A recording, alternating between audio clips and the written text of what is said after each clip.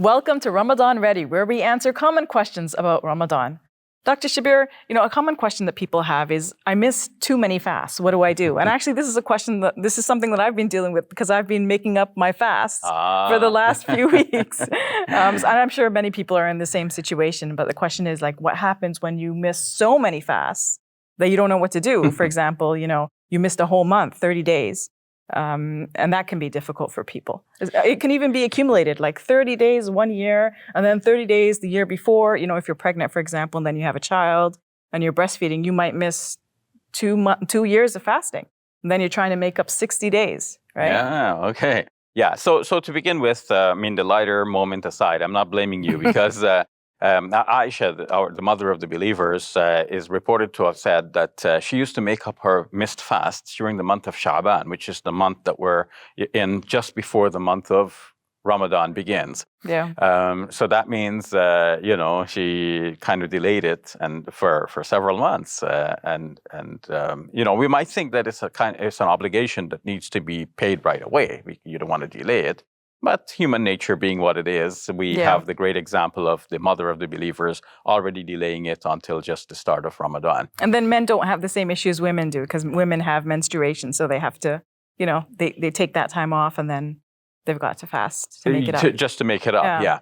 I would recommend getting it over and done with as soon as possible because then you know that, it's done. You're not thinking throughout the year, what, I've got those fasts to make up.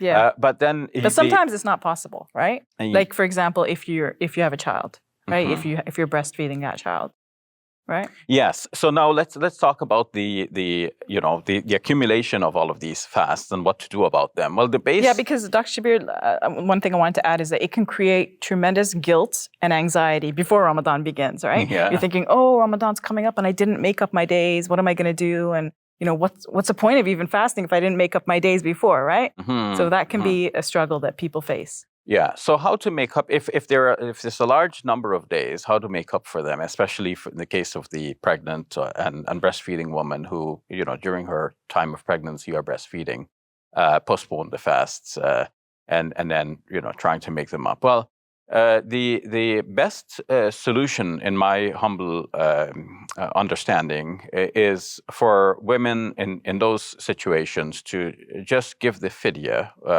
which is a compensatory amount, a compensatory value to compensate for each day of the fast. And this is explained in the second chapter of the Quran, the 184th verse. Where it says, وَعَلَى الَّذِينَ يُطِيقُونَهُ فِدْيَةٌ طَعَامُ مِسْكِينٍ. As for those who have the ability, they have the recourse to a substitute by feeding the poor. So this does not say anything about pregnant or breastfeeding women specifically, but over Islamic history, Muslim scholars have had to think about the accumulation of fasts for pregnant and breastfeeding women and what you do in that, with so many fasts accumulating.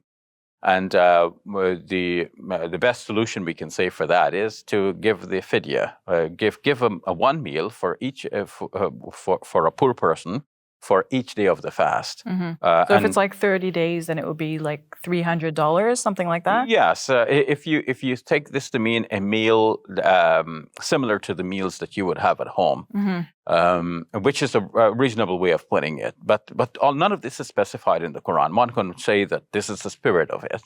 But if somebody had straitened means and they wanted to, have a less expense to deal with, a lesser expense, then, there are other ways of dealing with it. For example, you can feed poor persons in another part of the world. Some Islamic organizations may be willing to take your money and arrange for it to be done on your behalf. Or you may have relatives abroad who can do that for you, where the cost of living is not so great. And you can, you feel you have done the bare minimum at least. Technically, you've fed 30 persons.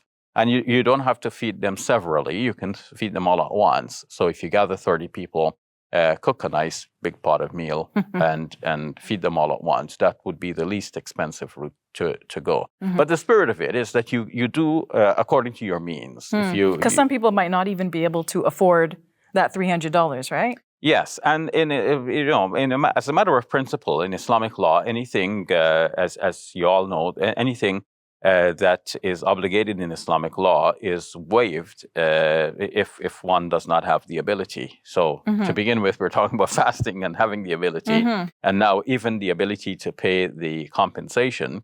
That too is a prerequisite for paying the compensation. You don't have it, you can't pay it, and you're excused. Okay. So I guess your advice is, the first thing you do is you try to make it up if you can. But if you can't, then you pay this fidya, right?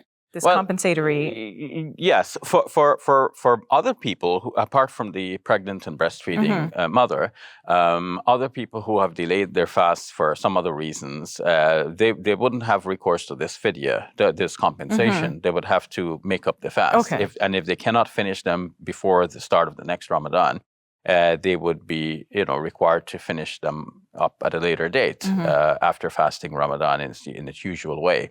But pregnant and breastfeeding women in particular, because their case seems similar to the case of the person who is ill, and on the one hand, so if you think, okay, so that's similar to the case of the person who is ill, so let them fast an equal number of other days, just like the person who was temporarily ill.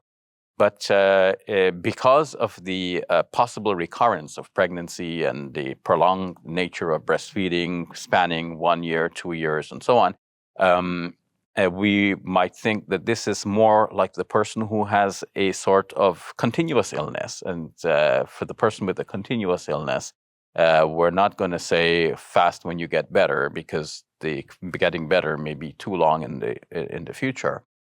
So we would say give the compensation instead, give the fidya, the substitute or the ransom. All right, we'll leave it at that. Thank you, Dr. Shabir. Welcome. Thank you for watching. We'll be back with another episode tomorrow.